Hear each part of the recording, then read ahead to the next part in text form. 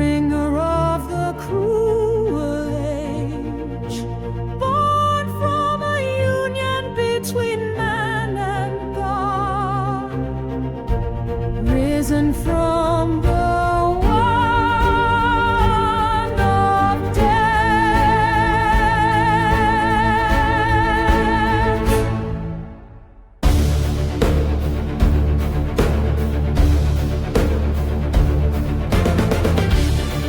Who cried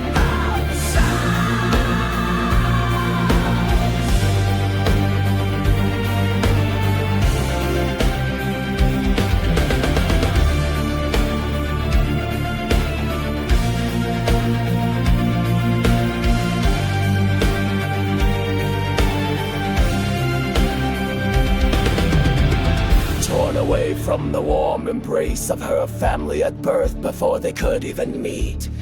The murky circumstances of her birth and abduction left her with no knowledge who they even were. She was whisked away from any potential of family to the cold embrace of the ninth circle that resides within the hallowed walls of the Fiend's Petter's Basilica's basement. Her natural abilities were the reason she ended up there. She was subjected to her to experiments painful both physically and mentally in an attempt to be granted an audience with the gods. Her formative years close her identity intertwined with its holy walls. The ritual strict and punishing and the isolation were her only companions. Like all dark priests, there was no one God for her, but a devotion to them all, weaving a tapestry of beliefs that bound her to their mystical influence. Yet there was a God that took interest in her amidst them all.